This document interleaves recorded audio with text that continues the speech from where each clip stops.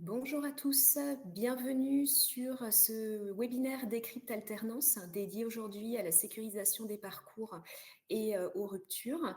Alors on va commencer par quelques vérifications techniques. Si vous nous entendez, est-ce que vous voulez bien réagir en levant le pouce pour qu'on sache que le son est bon? Eh bien super, ça a l'air d'être OK. Quelques informations plutôt techniques avant de démarrer. Vous avez deux onglets en bas à droite de votre écran. Le premier, l'onglet chat qui va vous permettre de réagir tout au long de cette présentation et l'onglet questions, donc qui va vous permettre de rédiger vos questions et nous les traiterons à la fin de ce webinaire. Alors, je me présente, donc Joanne Barbalata, je travaille à la direction adjointe pour le développement de l'alternance et de l'inclusion à l'AFDAS.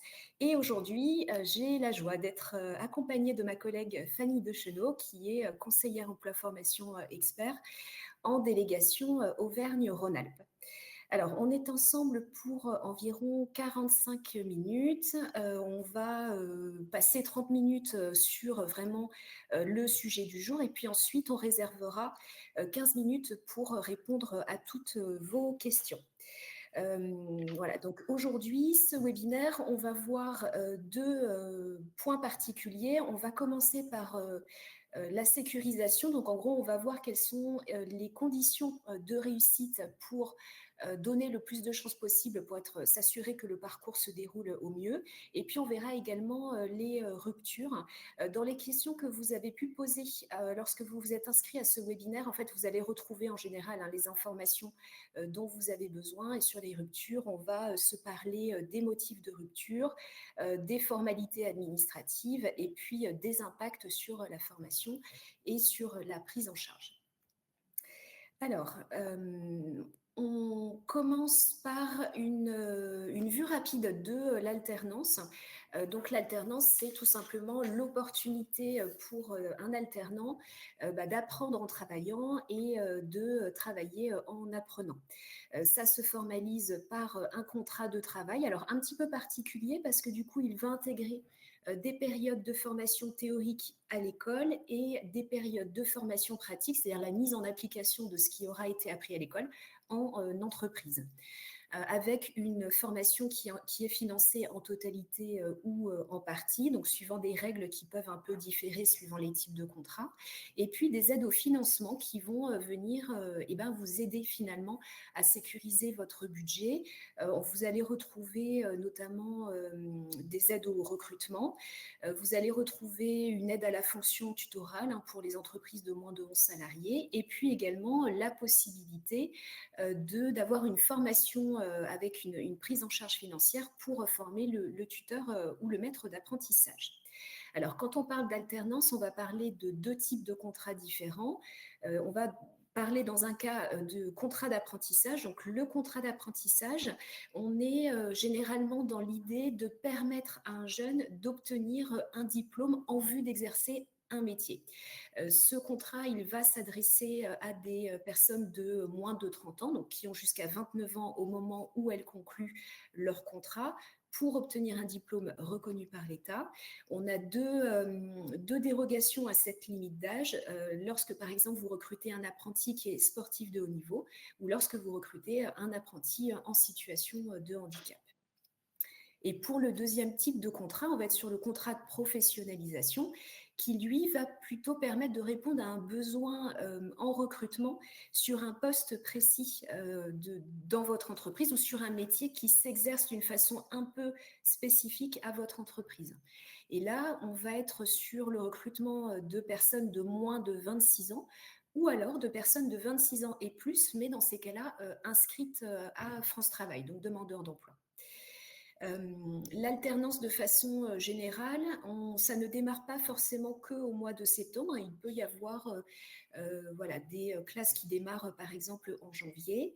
On peut être sur des rythmes d'alternance qui peuvent aussi s'adapter à l'activité de votre entreprise.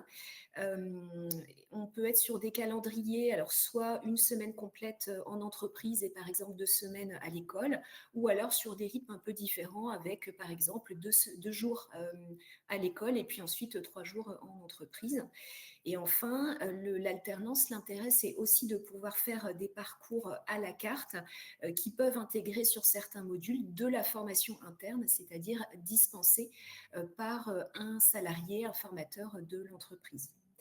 On vous a remis sur cette slide, alors vous avez un petit QR code en fait qui va vous permettre d'accéder à la playlist des webinaires qui ont déjà eu lieu, que vous retrouverez sur notre chaîne YouTube.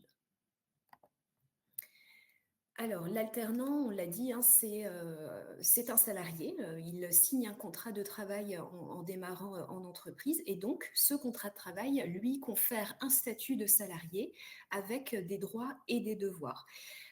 Au même titre que les autres salariés de votre entreprise, l'alternant, donc apprenti ou salarié en contrat de professionnalisation, va bénéficier des mêmes avantages que les autres salariés. Donc, là, on a mis 2 exemples, la mutuelle et les tickets restaurants, mais également, par exemple, la prise en charge sur les frais de transport entre le domicile et le lieu de travail. Cet alternant, il est de la même manière soumis à l'horaire de travail applicable dans l'entreprise. Il a un devoir de loyauté envers son employeur et il respecte les règles de l'entreprise comme n'importe quel salarié. On est sur un alternant. Donc, dans le cadre de sa formation, l'alternant a un devoir d'assiduité puisque c'est bien l'objet du contrat, c'est de suivre une formation et d'obtenir un diplôme ou une qualification. Et on y reviendra un peu plus en détail dans ce webinaire. Cet alternant, il va être encadré par un tuteur ou un maître d'apprentissage, donc il doit être accompagné tout au long de sa formation pour pouvoir progresser dans ses apprentissages. Alors, la sécurisation du parcours, elle se prépare au moment finalement où vous identifiez que l'alternance peut être une solution formation à votre besoin en recrutement. Donc, ça se démarre bien avant l'arrivée de votre alternant en entreprise, en commençant par définir une fiche de poste et des missions qui vont pouvoir se prêter justement à de l'alternance. Il faut garder à l'esprit qu'on est sur un salarié qui va démarrer, donc qui ne va pas être opérationnel tout de suite. Donc, il faut que ces missions, il puisse les réaliser normalement et qu'elles soient en lien avec la formation, évidemment, qu'il prépare. Dans la préparation de l'accueil, il va être important également de mettre en place des outils type livret d'accueil qui vont finalement recenser dans ce livret-là les informations qui vont permettre à l'alternant de démarrer sereinement ses premiers jours en entreprise avec l'organisation de l'entreprise, les personnes à qui il peut s'adresser, les horaires, enfin, toutes les informations pratiques finalement qui vont lui permettre de prendre sereinement son poste dans votre entreprise. Quand il va arriver le premier jour en entreprise, pour n'importe quel salarié finalement, n'importe quelle intégration, eh bien, il va découvrir son environnement de travail et ses collègues. Donc, pour lui permettre de savoir qu'il est attendu, ça peut passer par exemple par, donc au-delà du livret d'accueil, un petit déjeuner pour faire connaissance avec l'équipe, savoir qui fait quoi, qui est son tuteur, son maître d'apprentissage, les différents référents de l'entreprise. Tout au long de son parcours, il faudra garder à l'esprit qu'on est sur un salarié qui est vraiment en apprentissage, avec ce droit à être formé, donc un management qui s'adapte à cette situation particulière et qui va lui permettre de monter en compétences progressivement, de s'approprier ses missions et puis de faire en parallèle des feedbacks réguliers, alors peut-être plus rapprochés dans les premiers jours pour savoir effectivement si la mission elle est réalisée en tout cas dans ses premiers pas, si tout va bien, s'il faut peut-être recadrer les choses. dénouer s'il y a des points de tension. Ça peut être tout bête, mais par exemple, un alternant qui n'arrive pas forcément à l'heure le matin. Bon, gardez à l'esprit que parfois, c'est peut-être, dans certains cas, c'est leur première expérience professionnelle et que ce sont des règles à rappeler, voilà, en expliquant qu'on est bien sur un contrat de travail avec les droits et les devoirs qui s'appliquent à chaque partie. Dans ces feedbacks, ce qui va être aussi intéressant, c'est de mettre en avant les réussites de l'alternant. Voilà, ce qui s'est bien passé, ce qui s'est moins bien passé, mais de le faire sur une base peut-être hebdomadaire ou en tout cas très, très régulière. Et puis, dernier point, dans l'alternance, on est sur une relation tripartite. Donc, l'alternant, l'employeur et l'école, le CFA ou l'organisme de formation, avec lequel vous allez être en lien régulier. Vous avez en général un référent entreprise qui est donc la personne avec laquelle vous allez échanger régulièrement, qui va vous faire part des éventuelles absences. Alors, on espère qu'elles soient le plus limitées possible, mais voilà, il y a aussi ce devoir-là, on l'a vu avec l'assiduité. Et puis, le référent entreprise qui va venir aussi en entreprise faire le point avec l'alternant et l'employeur pour voir comment la relation se passe et comment les apprentissages, c'est-à-dire la mise en pratique de ce que l'alternant a appris à l'école, comment ça se passe tout au long du contrat. Alors, on a souhaité ajouter cette partie sur les freins périphériques. Les alternants peuvent être confrontés, alors pas pour tous, mais pour certains d'entre eux, à des freins périphériques qui peuvent arriver soit au début, soit en cours de parcours. Alors, on a différents types de freins. On peut être sur des freins sociaux quand, par exemple, l'alternant a quitté sa famille pour pouvoir justement signer son contrat parce que le contrat ne se déroule pas dans la même région. Pour certains alternants qui rencontrent cette situation par la première fois, bon, ça peut être une difficulté, ça peut être un sujet plutôt économique ou matériel. Si le lieu de travail est éloigné du domicile, par exemple, va peut-être se poser la question des transports pour voilà, aller en entreprise. Est-ce que l'alternant est véhiculé? Ça peut être aussi des questions matérielles. Est-ce qu'il a un PC portable pour suivre sa formation lorsqu'il y a des cours à distance, par exemple? Ça peut être aussi des freins plus psychologiques ou liés par exemple à la maturité de l'alternant. Si c'est sa première expérience professionnelle, il ne va pas forcément avoir les codes de l'entreprise ou peut-être qu'il va manquer de repères en entreprise. C'est pour ça que le rôle du tuteur et du maître d'apprentissage est très important et qu'on va y revenir plus en détail. Ces freins périphériques, le CFA a pour mission, en fait, au moment où le jeune va démarrer, de les identifier, de poser la question à l'alternant, de vérifier tous ces points-là. Mais l'entreprise, elle a aussi son rôle.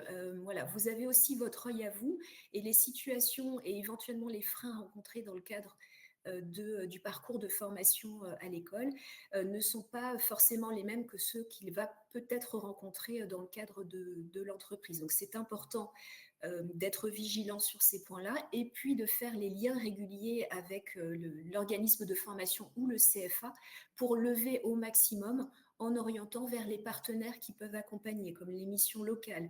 Ça peut être des aides de la région, au transport ou aux APL. Voilà, il y a peut-être des solutions qu'il va falloir mettre en place pour sécuriser au maximum le parcours de l'alternant.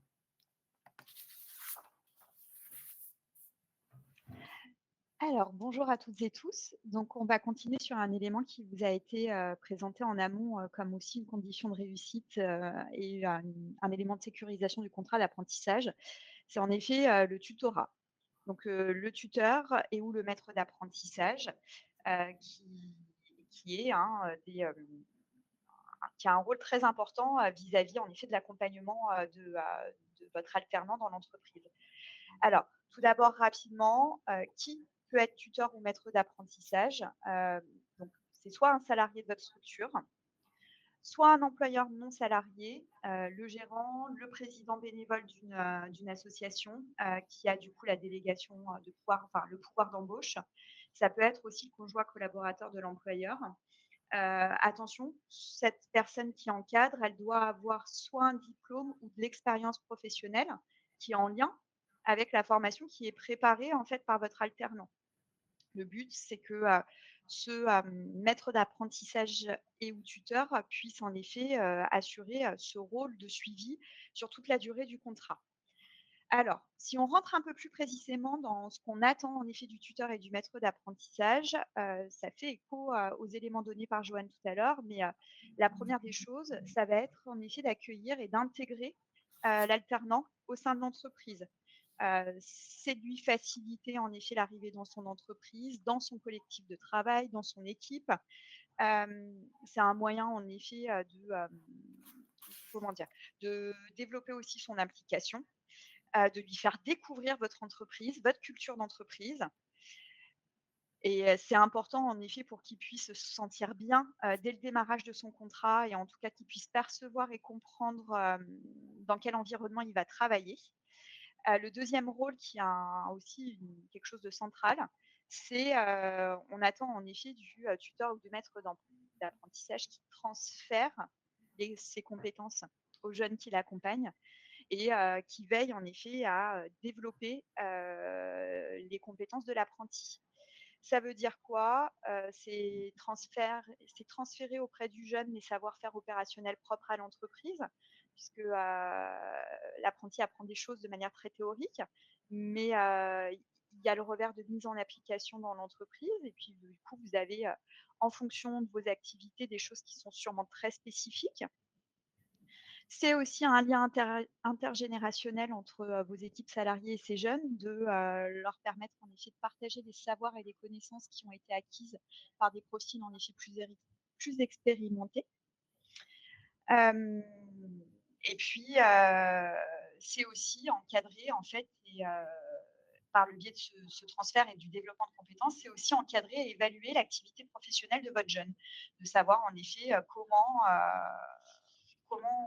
tout ça se déroule, de manière globale. Enfin, on transfère et on développe les compétences, mais on accompagne aussi la montée en compétences votre alternant.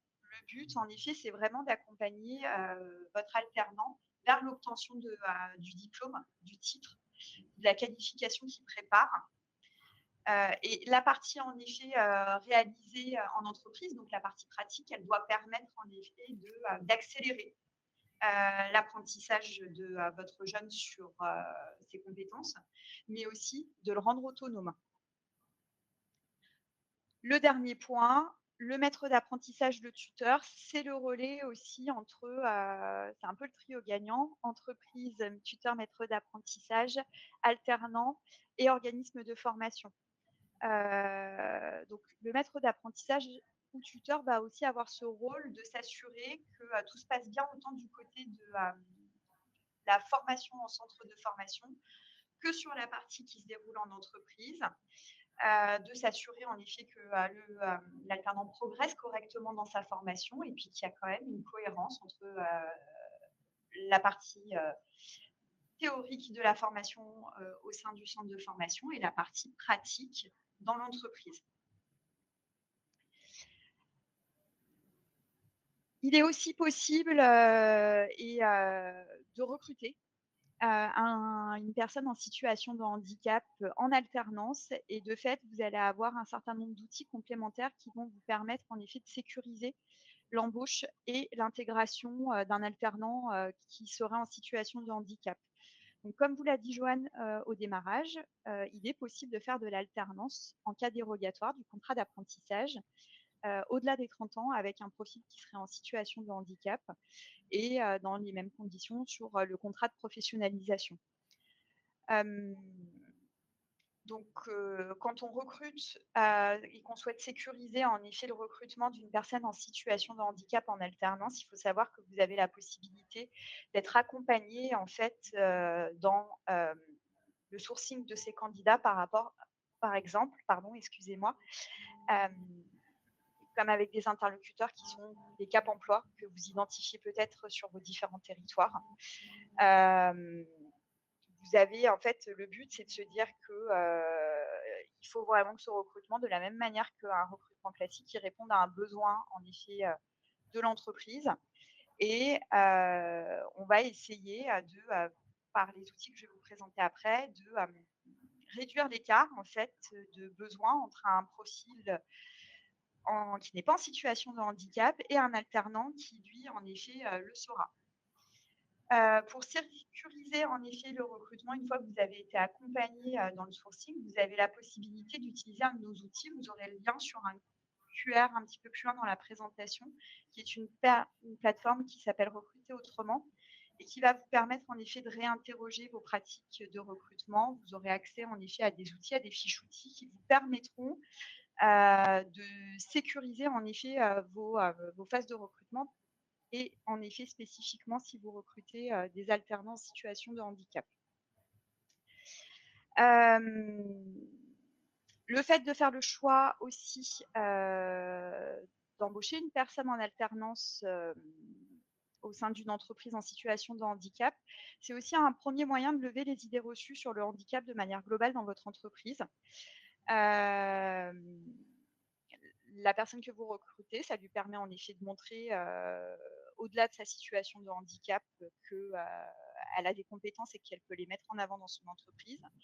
C'est aussi contribuer à faire évoluer le regard sur le handicap dans l'entreprise.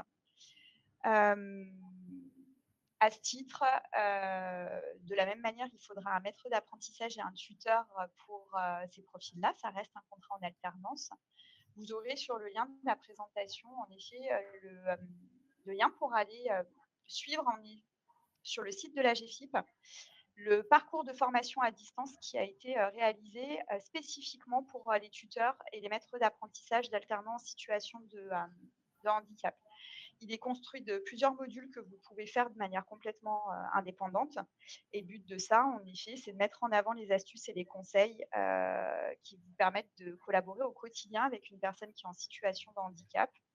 Et il faut savoir aussi que vous avez la possibilité, pour qu'on puisse adapter au mieux le parcours de ces profils-là, le CFA peut, enfin en tout cas le centre de formation peut solliciter l'AFDAS pour avoir un financement de la formation plus important que sur une formation classique. Le but, c'est de mettre en place des outils qui permettront d'adapter le parcours. Et vous avez aussi des aides complémentaires au niveau de la GFIP, des aides à l'embauche qui permettent de vous accompagner dans cette démarche-là.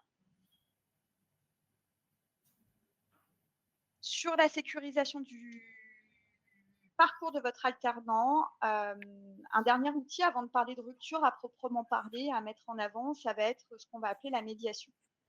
La médiation, c'est quoi? C'est vous rencontrer en effet aujourd'hui des problèmes avec votre jeune avec votre jeune en alternance, que ce soit en effet des soucis dans la formation au niveau du CFA ou que ce soit en effet des problèmes rencontrés dans l'entreprise à proprement parler. Vous avez un certain nombre d'acteurs que vous pouvez solliciter pour essayer en effet de trouver une solution à ces problèmes. Le premier que vous pouvez solliciter, c'est le formateur référent au sein du CFA et ou de l'organisme de formation, qui va être un relais qui peut vous aider en effet à mettre à plat les problèmes rencontrés et essayer de trouver une solution qui correspond et à l'entreprise mais aussi aux jeunes. Vous-même, si vous en êtes doté au sein de votre entreprise, vous pouvez faire appel à votre service RH qui pourra vous aider à trouver en effet des solutions si des problèmes arrivent. Et enfin, en tout dernier lieu, il faut savoir qu'il est possible de solliciter le médiateur de l'apprentissage. Donc, ces médiateurs de l'apprentissage, ils relèvent des chambres consulaires. Et leur but, en effet, c'est vraiment d'être neutre, impartial. Et ils ne sont pas là, en effet, ils n'ont pas un pouvoir de décision, donc ils ne sont pas là pour trancher et pour dire qui a tort, qui a raison. Mais le but, c'est de faciliter, en effet, le dialogue entre l'apprenti et l'entreprise pour essayer de trouver une issue positive aux problèmes qui ont été rencontrés. Vous aurez sur le lien aussi un petit guide qui permet d'accéder à toutes ces informations qui vous sera accessible.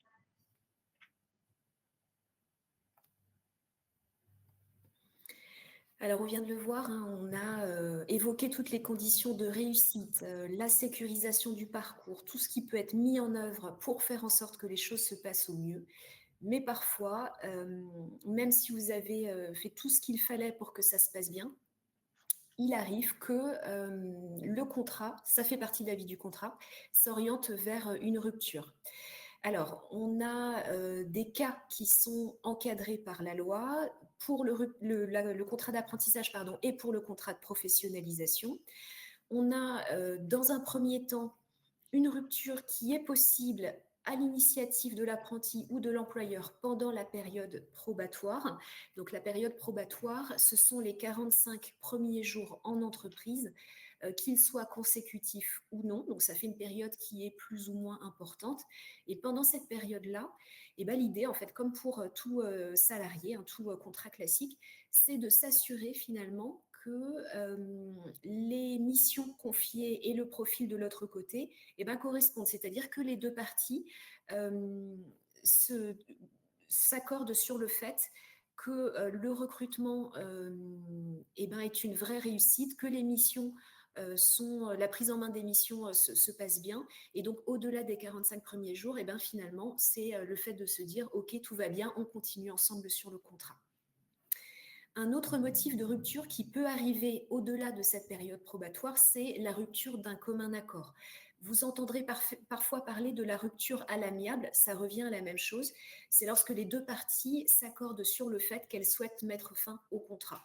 L'apprenti et l'employeur, simultanément, se mettent d'accord. Un autre motif, ça va être la rupture à l'initiative de l'apprenti. Alors là, on ne va pas évoquer le cas où l'apprenti saisit le médiateur, mais on arrive plutôt dans l'idée qu'à la fin du contrat, lorsque l'apprenti obtient son diplôme, parfois le contrat se poursuit sur 1 ou 2 mois. Mais lorsque l'apprenti a obtenu son diplôme, il arrive que finalement, il souhaite mettre fin un petit peu plus tôt à son contrat, en général parce que derrière, il a trouvé un CDI ou alors qu'il va démarrer sur un autre contrat en alternance pour obtenir un diplôme de niveau supérieur, par exemple.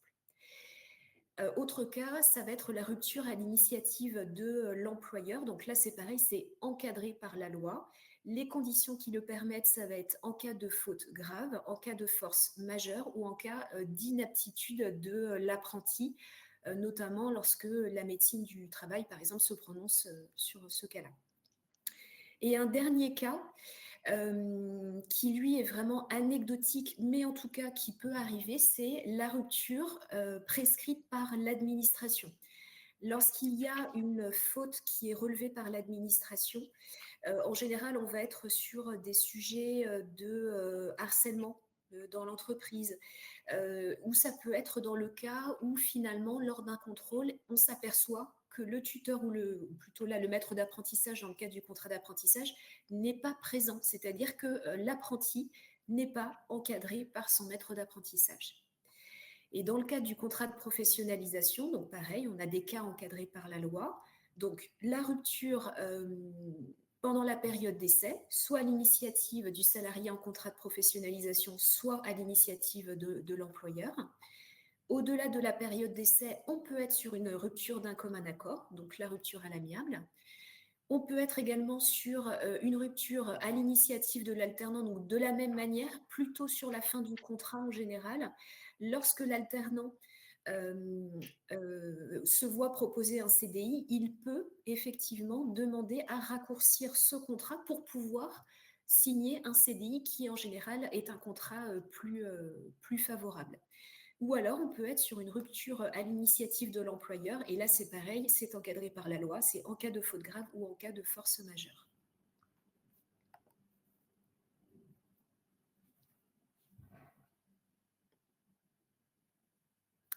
Alors, on va passer sur les impacts pour l'entreprise en cas de rupture de contrat. Donc là, il y a 2 cas en fait qui vont vous être proposés. Lorsque vous signalez la rupture du contrat, on va vous demander si l'alternant arrête ses études ou s'il poursuit ses études. Donc s'il y a arrêt de la formation, logiquement, il y a arrêt de la prise en charge pour l'AFDAS. Là, il va falloir, et c'est pour ça qu'il faut être vigilant en fait, avant même de signer la convention, aux mentions qui sont stipulées dedans. Lorsque l'alternant arrête son contrat, il y a donc arrêt de la prise en charge, mais il arrive que dans certaines conventions, l'école ou le CFA prévoit que l'entreprise reste redevable du coût de formation. Donc, dans ces cas-là, ça peut engendrer une facturation du solde à l'entreprise. Quand il y a poursuite d'études sur le contrat d'apprentissage, il y a un maintien de la prise en charge par l'AFDAS pendant 6 mois après la rupture du contrat pour permettre à l'apprenti de retrouver un nouvel employeur, de poursuivre sa formation. Et dans ces cas-là, c'est le co du nouvel employeur qui reprend finalement la prise en charge de la formation. Et au-delà des 6 mois, donc il y a rupture, la prise en charge est maintenue pendant 6 mois. Et au-delà des 6 mois, si l'alternant n'a pas trouvé de nouvel employeur, à ce moment-là, il y a un arrêt de la prise en charge.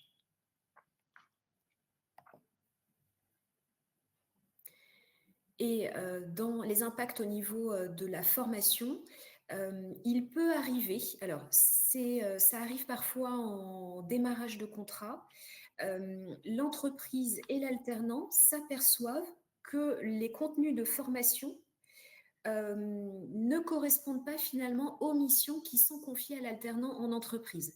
Dans ces cas-là, deux possibilités. Soit l'alternant change de formation, alors, soit il change de formation et d'école. À ce moment-là, il va falloir rompre le contrat et en signer un nouveau. Donc, avec les impacts qui sont indiqués sur la partie haute de l'écran. Pour le contrat, donc avec le contrat initial avec l'employeur, il y a un arrêt de la prise en charge de la formation et cette formation, elle est financée sur le nouveau contrat. Donc, il faut de la même manière vérifier les mentions qui figurent sur la convention de formation avant de la signer. Et parfois, une autre formation au sein de l'école peut mieux correspondre finalement aux besoins qui sont identifiés par l'alternant et l'entreprise. À ce moment-là, il n'y a pas de rupture de contrat. En fait, on va réaliser un avenant. Donc, on va faire un avenant au contrat initial. On va faire une nouvelle convention de formation. Et puis, du coup, au niveau de la prise en charge, il va y avoir une nouvelle prise en charge sur cette formation. Mais de la même manière, vérifier les mentions qui sont indiquées sur la convention de formation avant de la signer.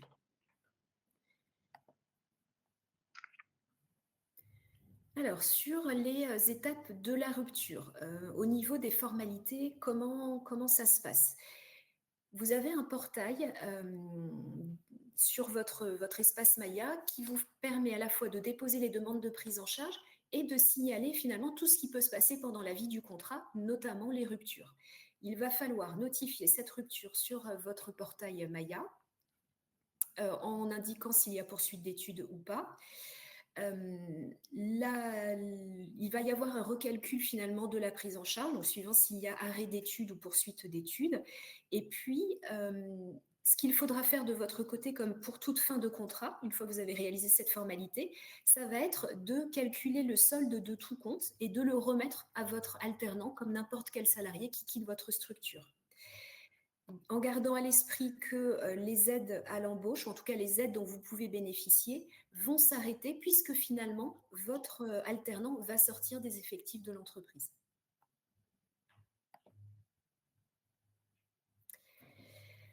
Alors, on vous a mis sur cette slide tous les outils dont vous pouvez bénéficier tout au long de votre réflexion sur justement le recrutement d'un alternant. Donc, en amont de votre réflexion, on vous met à disposition l'enquête alternance. Alors, l'enquête alternance, c'est un formulaire qu'on vous propose de compléter dans lequel vous allez indiquer le besoin que vous allez identifier et ça va permettre à un conseiller ou une conseillère de vous recontacter et de vous accompagner tout au long des étapes du recrutement.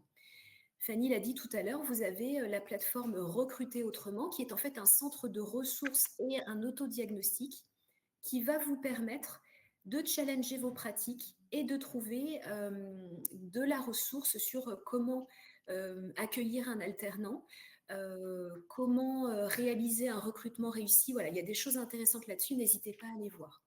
Vous avez un outil qui s'appelle Calcul Alternance et qui en fait va vous permettre d'estimer le coût global du recrutement en comparant le contrat de professionnalisation et le contrat d'apprentissage sur les différents postes budgétaires que sont la rémunération, éventuellement les aides à l'embauche dont vous pouvez bénéficier, le coût de la formation qui est indiqué par l'école et la prise en charge de l'AFDAS pour voir s'il y a une prise en charge partielle ou totale, voilà, et pouvoir sécuriser, vous, finalement, le coût de cette embauche. La carte apprentissage, qui est un moteur de recherche multicritères et qui va vous permettre d'identifier l'offre de formation sur votre territoire en fonction d'une recherche par mots-clés, par niveau de formation ou par type de contrat. On l'a évoqué à plusieurs reprises lors de ce webinaire. Il va être important pour le tuteur de comprendre ce qui est attendu de lui pour pouvoir prendre sereinement en fait ses missions de tuteur ou de maître d'apprentissage. Pour cela, vous avez un catalogue qui vous est proposé par l'AFDAS dans lequel vous allez retrouver plusieurs modules de formation pour votre tuteur ou votre maître d'apprentissage. Pour ceux qui n'auraient jamais eu l'occasion d'encadrer un alternant ou pour ceux qui l'ont déjà fait et qui voudraient finalement une mise à jour de leurs connaissances. Et puis enfin, on en a parlé, le portail Maya, qui est votre espace en ligne sur lequel vous allez réaliser vos demandes de prise en charge et déposer le contrat lorsqu'il est formalisé.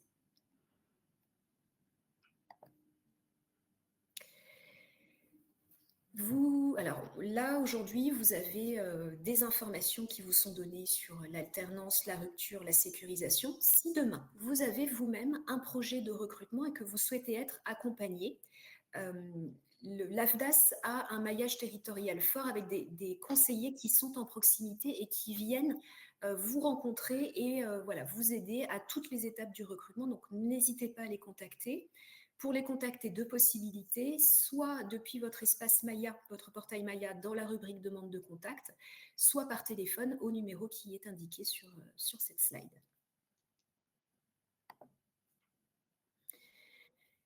Pour rester en contact et suivre nos actualités, plusieurs possibilités, soit sur notre site internet, soit en vous abonnant à la newsletter mensuelle, soit en nous suivant sur nos différents réseaux sociaux. Et enfin, pour être informé et avoir connaissance de la programmation des webinaires, donc là vous avez un QR code qui va vous emmener vers cette programmation, voilà, pour vous inscrire aux webinaires, aux événements en région et rester informé de toute l'actualité. Alors, on arrive à la fin de cette première partie. On va passer sur Les questions. les questions. Alors, il y en a eu beaucoup dans le fil, donc on prend un temps pour traiter un maximum de questions. Sachez que si on ne peut pas apporter de réponse là tout de suite en live à votre question, quand vous recevrez en effet le lien à l'issue du replay, vous aurez en effet les réponses à toutes les questions. Alors, première question, si après une première rupture, un nouveau contrat est établi, est-ce que le financement par l'OPCO est possible? Bien sûr qu'on reprendra le financement en effet de la formation à partir du moment où le nouveau contrat est établi et déposé en effet auprès de son nouvel OPCO, son OPCO actuel. Voilà. On financera bien. C'est le schéma que Joanne nous a montré tout à l'heure où en effet il y a bien au dépôt du nouveau contrat, un nouveau financement qui va se mettre en place. Si le contrat est rompu pendant la période probatoire, le reste à charge de l'entreprise plancher, les 750 € est-il tout de même dû? Alors, il est dû, mais il est proratisé en fonction du nombre du temps que l'apprenti a passé chez vous. Donc, ce n'est pas forcément les 750 € dont vous êtes dû, mais c'est compliqué de vous donner un montant puisque ça dépend exactement du nombre de jours que l'apprenti a passé chez vous. Joanne, tu complètes si j'oublie un truc. Tout est clair. Alors, est-ce que les mêmes étapes de rupture sont à faire sur le portail en cas de rupture pendant la période probatoire? Tout à fait. En fait, il faut nous la déclarer, la rupture sur votre espace. Vous avez la possibilité, en effet, via votre dossier Maya, le petit œil en bout de ligne de réouvrir et vous avez un bouton rompre. Il faut bien venir nous déclarer à quelle date et le motif de la rupture pour qu'on puisse nous l'enregistrer et la transférer au ministère du Travail. Période probatoire toujours. Est-ce que les jours de congé pris sur cette période en décalent-ils, d'autant la fin? Est-ce que, Joanne, tu aurais une réponse à apporter à cette question? Alors, la période probatoire ou la période d'essai, elle fait bien partie du contrat, donc du temps de travail de l'alternant. Donc, il pourrait éventuellement poser des jours de congé sur cette période probatoire. Le fait de poser des jours de congé sur cette période-là, en fait, c'est des jours où il n'est pas... alors, je pense qu'il faut différencier entre le contrat d'apprentissage où à ce moment-là, il ne va pas être en entreprise et le contrat pro, on a une période de 30 jours et on ne va pas compter si les jours sont non consécutifs. Quand vous avez des questions de ce type, n'hésitez pas à prendre contact avec votre conseiller qui va pouvoir traiter en fait au plus près de votre situation. Donc là, voilà, ça va dépendre du cas de figure. Alors, un alternant a rompu le contrat d'alternance pour une autre formation qui n'est pas en apprentissage dans une autre entreprise. Dans ce cas, la prise en charge est maintenue. Et ben non, parce que alors là, s'il change de formation et qu'en plus il n'est plus en contrat d'apprentissage à l'issue, on ne maintiendra pas de financement sur la nouvelle formation qu'il réalise dans une autre école.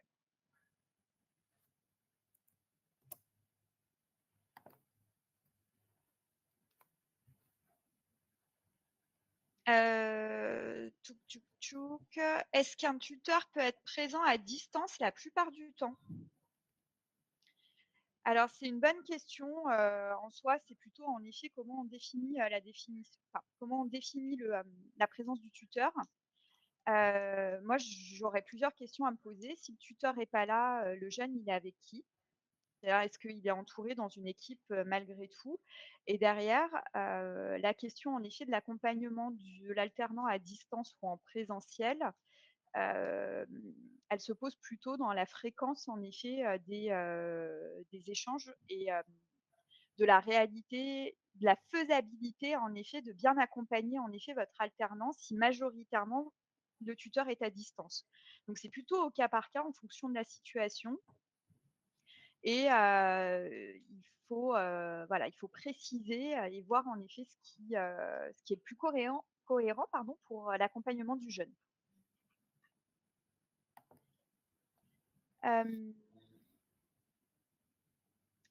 Période probatoire, une décision de rupture peut-elle être prise et annoncée au 45e jour ou faut-il une annonce anticipée? Joanne, est-ce que toi, moi j'ai plus Alors, une réponse DUS que légale. Alors, vous avez donc cette période probatoire, elle court bien jusqu'à la fin du 45e jour en entreprise. Donc, oui, vous pourriez très bien lui annoncer le dernier jour que, effectivement, vous ne souhaitez pas poursuivre le contrat et que vous allez donc y mettre fin. Après, c'est pour n'importe quelle relation avec un salarié. Si vous savez plus tôt que le 45e jour que vous ne souhaitez pas poursuivre la relation, prévenez-le, ça lui permettra à lui de commencer à chercher un autre employeur. Voilà. Et puis, ça vous permet aussi de vous quitter en bons termes. Vous aussi, ça vous permet déjà de vous dire, bon, bah, je vais peut-être trouver un autre candidat. N'attendez pas forcément le dernier moment, voilà, tout simplement pour lui annoncer si vous savez d'entrée de jeu que vous n'allez pas poursuivre avec lui ou avec elle.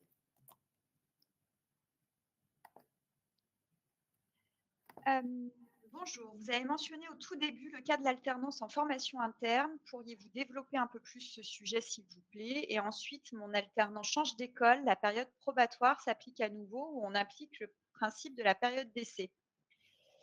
Alors, je vais répondre à la deuxième question et Joanne, je te laisserai peut-être répondre à la première. elle. Sur la question de la période probatoire, est-ce qu'elle s'applique à nouveau? Non. À partir du moment où vous avez signé un contrat, on parle bien de présence effective, 45 jours de présence effective en entreprise sur, le contrat d'apprentissage. Donc le fait qu'il y ait un changement d'école, à mon sens, ne relance pas en effet la période probatoire puisqu'il ne change pas d'entreprise, donc il est bien avec vous, depuis un certain nombre de jours, même s'il y a un changement de formation en cours. Et sur la partie, alors formation interne, alors on n'est pas, c'est pas l'objet de ce webinaire, mais la formation interne, en gros, ça peut être dans le cas où vous identifiez que dans le parcours, en fait, vous souhaitez intégrer un module parce qu'il porte sur une méthodologie spécifique à l'entreprise, ou peut-être lorsque vous recrutez un alternant sur un poste hybride et que vous souhaitez vous assurer cette partie-là, c'est une modalité pédagogique au même titre finalement qu'une formation en présentiel dans un organisme de formation ou une formation en distanciel. C'est une possibilité qui est encadrée, qui doit se réaliser dans les mêmes conditions que si la formation était réalisée en organisme de formation. Si vous avez un projet en lien avec de la formation interne, pareil, faites appel à votre conseiller ou votre conseillère qui va pouvoir vous aider à justement identifier le besoin en recrutement, en tout cas les compétences dont vous avez besoin. L'écart peut-être avec celles dont dispose déjà votre candidat, comment les combler par le biais de la formation et notamment la formation interne. Voilà, faites appel à un conseiller pour être accompagné. On prend une dernière question peut-être? Oui, je suis en train il y en a eu pas mal, je suis désolée, on ne va pas pouvoir répondre à tout. Il y a une question sur le second maître d'apprentissage. Peut-il ne pas respecter les conditions requises pour le premier tuteur? Oui, c'est possible. C'est, je ne sais pas, dans quel secteur d'activité vous pouvez, vous travailler, mais par exemple, ça peut être le cas, dans le secteur du sport où il faut que le premier, en effet, maître d'apprentissage remplisse bien les conditions qu'on vous a présentées, pardon, excusez-moi, sur la diapo. Toutefois, le deuxième, en effet, le deuxième maître d'apprentissage ou tuteur a la possibilité, en effet, d'avoir pas forcément l'ensemble des conditions requises pour le premier. Alors, on arrive au terme des 45 minutes. Donc, pour les questions qu'on n'a pas pu traiter là en direct, on va y répondre là sous 24 heures. Donc, vous aurez la possibilité de revenir sur le replay et d'accéder justement aux réponses qu'on va apporter. Alors, vous avez un petit questionnaire de satisfaction voilà, qui s'affiche. Si vous voulez bien prendre quelques secondes pour le compléter, ça nous permet, nous, voilà, d'améliorer notre démarche qualité sur les webinaires. Et autrement, on vous remercie d'avoir participé à ce webinaire et on espère vous voir sur nos prochains événements. On vous souhaite une très bonne journée.